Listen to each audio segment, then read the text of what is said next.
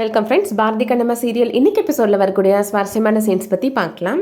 சௌந்தர்யா பாரதிட்ட சொல்றாங்க, உன்னோட சுயநலத்துக்காக எல்லார் முன்னாடி என்னை அவமானப்பட வச்சுட்டல, இனிமே உனக்கும் எனக்கும் எந்த சம்பந்தமும் கிடையாது அப்படின்னு சொல்லிடுறாங்க. இந்த கோவில் சன்னிதானத்துல வச்சு சொல்றேன், இனிமே நீ யாரோ நான் யாரோ, என்னோட மகனே நீ கிடையாது அப்படின்னு சொல்லிடுறாங்க. சௌந்தர்யா அவங்க மகள்கிட்ட சொல்றாங்க, இனிமே உனக்கு வாழ்க்கையில அம்மா மட்டும்தான், உனக்கு அண்ணன் தம்பின்னு வேற எந்த உறவுமே கிடையாது அப்படின்னு சொல்லிடுறாங்க. சௌந்தர்யா இப்போ அங்கேருந்து போயிடுறாங்க. கண்ணம்மாவோட அப்பா கண்ணம்மாட்ட சொல்கிறாரு, என்னோட வாழ்க்கையில் ஒரு எறும்பு ஈக்கு கூட நான் துரோகம் பண்ணது கிடையாது, ஆனால் என்னை பார்த்து துரோகின்னு சொல்ல வச்சுட்டேன்ல நீ அப்படின்னு சொல்கிறாரு. சின்ன வயசில் வீட்டை விட்டு ஓடி போன நீ எதுக்காக திரும்பி வந்த, இப்படி எல்லார் முன்னாடி என்னை அவமானப்படுத்துறதுக்காகவா அப்படின்னு கேட்குறாரு. இதுக்கு நீ வராமல் எங்கேயாவது போய் செத்து தொலைஞ்சிருக்கலாம் அப்படின்னு கோவமாக சொல்கிறாரு. நான் என்ன சொல்ல வரேன்னு ஒரு நிமிஷம் கேளுங்கப்பா, என் பக்கத்தில் இருக்கிற நியாயம் உங்களுக்கு அப்போ தான் புரியும் அப்படின்னு சொல்கிறாங்க கண்ணம்மா. நான் அப்பான்னு கூப்பிடாத, இனிமேல் என் முகத்திலே முழிக்காத அப்படின்னு சொல்லிட்டு அவருமே கோபப்பட்டு கிளம்பி போயிடுறாரு. கண்ணம்மாவோட அம்மா இப்போ கண்ணம்மாட்ட சொல்கிறாங்க, உனக்கு பிடிச்ச வாழ்க்கையை நீ அமைச்சிட்டம்மா, நீ நல்லா இருக்கணும் அப்படின்னு சொல்கிறாங்க. உனக்கு என் மேலே எந்த கோபமும் இல்லையாம்மா அப்படின்னு கண்ணம்மா கேட்குறாங்க. நீ என்ன ஒரு கொலகாரன் குடிகாரன் இந்த மாதிரி ஒருத்தனையா கல்யாணம் பண்ணிக்கிட்ட அப்படின்னு கேட்குறாங்க கண்ணம்மாவோட அம்மா.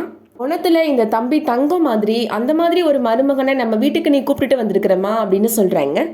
என்னோட மூத்த பொண்ணோட வாழ்க்கையை காப்பாத்தினதே இந்த தம்பி தான், இப்போ அந்த தம்பியவே நீ கல்யாணம் பண்ணியிருக்கிற அப்படின்னு சொல்கிறாங்க. வாழ்க்கையில் ரொம்ப சந்தோஷமா இருக்கணுமா அப்படின்னு சொல்கிறாங்க. நான் கொஞ்ச நாளைக்கு நீ வீட்டு பக்கம் வராதம்மா, உங்கள் அப்பா சமாதானம் ஆகிற வரைக்கும் நீ அந்த வீட்டு பக்கம் வராமல் இருக்கிறதாமா நல்லது அப்படின்னு சொல்லிட்டு போயிடுறாங்க. கண்ணம்மா அக்கா இப்போ அவங்க வராங்க. கண்ணம்மா அவங்கள ஹக் பண்ணிட்டு அழுறாங்க. இதுக்கு கண்ணம்மா அழுற, நீ உன்னோட மனசுக்கு பிடிச்சவரை தானே கல்யாணம் பண்ணிக்கிட்ட, உனக்காவது அந்த மாதிரி மனசுக்கு பிடிச்ச வாழ்க்கை கிடைச்சிருக்குதே அப்படின்னு சொல்லி ரொம்ப சந்தோஷமா பேசுகிறாங்க. எதுக்கும் கவலைப்படாத அப்படின்னு சொல்லிட்டு போகிறாங்க. கண்ணம்மா அக்கா ஹஸ்பண்ட்மே இப்போது பாரதிட்டையும் கண்ணம்மாட்டையும் சொல்கிறாரு, இன்றைக்கி நான் எனக்கு பிடிச்ச பொண்ணை கல்யாணம் பண்ணிட்டு வாழ்கிறேன்னா அது உங்களால் தான் அப்படின்னு சொல்கிறாரு.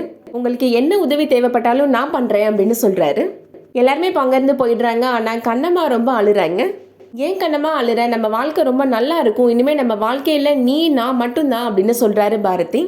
அம்மா அப்பா உறவுகளோட சேர்ந்து வாழ்ந்தாதான் அந்த வாழ்க்கை நிறைவு பெறும், நீ நானும் மட்டும் வாழ்ந்தா அது எப்படி பாரதி முழுமையாகும் அப்படின்னு கேட்குறாங்க கண்ணம்மா. பாரதி சொல்கிறாரு, இந்த மாதிரி அம்மா அப்பா சம்மந்தம் இல்லாமல் கல்யாணம் பண்ணிக்கிட்டவங்கலாம் கொஞ்சம் நாளைக்கு அப்புறம் அவங்களோடலாம் சேர்ந்து வாழ்றதை நம்ம பார்த்துருக்க தானே செய்கிறோம் கண்ணம்மா அப்படின்னு சொல்கிறாரு. எல்லாருமே கோபத்தில் பேசிட்டு போகிறாங்க. கண்டிப்பாக அவங்க மனசு மாறிடுவாங்க, நீ நம்பிக்கையோடு இரு அப்படின்னு சொல்கிறாரு பாரதி. மது சொல்கிறாங்க, உன்னோட வாழ்க்கையில் அப்பா மட்டும்தான் இருக்கிறாரா, ஏன் உன்னோட அம்மா அக்காலாம் உனக்கு சப்போர்ட் பண்ணி தானே பேசினாங்க அப்படின்னு கேட்குறாங்க. உன்னோட வாழ்க்கையில் ஏன் நாங்களாம் இல்லையா, நாங்கள் உனக்கு சப்போர்ட்டிவாக தானே இருக்கிறோம் அப்படின்னு கேட்குறாங்க மது. தண்டபாணியுமே பாரதிட்ட சொல்கிறாரு, என்றைக்குமே நான் உனக்கு சப்போர்ட்டாக இருப்பேன்டா அப்படின்னு சொல்கிறாரு. 4 பேரும் சேர்ந்து இப்போ சந்தோஷமாக செல்ஃபி எடுத்துக்கிறாங்க. அடுத்ததான் சௌந்தர்யா வீட்டில் நடக்கிறத காமிக்கிறாங்க. வெண்பா இப்போ ரொம்ப கோபமாக கதவை அடிச்சுட்டு உள்ளே உட்காந்துட்டு இருக்கிறாங்க. எல்லாருமே கதவை தட்டிட்டு இருக்கிறாங்க. விஜய் வேகமாக கதவை தள்ளி திறக்கிறாரு. ஆனால் வெண்பா ரொம்ப அமைதியாக உட்காந்துட்டு இருக்கிறாங்க. என்னம்மா வெண்பா இப்படி பண்ணிட்ட, இந்த கதவை திறக்கிற வரைக்கும் எங்கள் மனசு எவ்வளோ பாடுபட்டிருக்கோம் அப்படின்னு சொல்கிறாங்க. என்னத்த நான் செத்து போயிடுவேன்னு நினச்சிங்களா அப்படின்னு வெண்பா கேட்குறாங்க. வெண்பா சொல்கிறாங்க, வாழ்க்கையில் ரொம்ப விரக்தியாகி அவமானப்படுறவங்க தான் இந்த தற்கொலை முடிவு எடுப்பாங்க அப்படின்னு சொல்கிறாங்க வெண்பா. ஆனால் அதெல்லாம் எனக்கு எத்தனையோ தடவை நடந்துருச்சு அப்படின்னு சொல்கிறாங்க வெண்பா. ஆனால் அன்னைக்கே செத்துட்டேன் அத்தை அப்படின்னு சொல்கிறாங்க வெண்பா. நீ பேசுகிறப்பே உன் மனசு எவ்வளோ காயப்பட்டிருக்குன்னு எனக்கு புரியுது வெண்பா அப்படின்னு சொல்கிறாங்க சௌந்தர்யா. உனக்கு என்ன சௌந்தர்யா, நாளைக்கே உன்னோட மகன் வந்தா அவனை கட்டி அணைச்சு அவனை நீ மறுபடியும் வீட்டுக்குள்ளே ஏற்றுப்ப அப்படின்னு சொல்கிறாங்க ஷர்மிளா.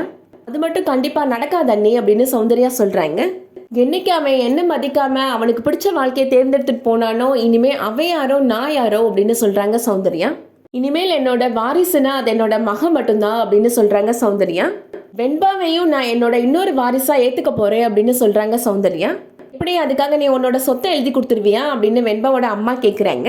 நான் சொத்தை எழுதி கொடுத்தாதான் நீங்கள் நம்புவீங்கன்னா கண்டிப்பாக என்னோட பாதி சொத்தை நான் வெண்பா பேரில் எழுதி கொடுக்க தான் போகிறேன் அப்படின்னு சொல்கிறாங்க சௌந்தர்யா.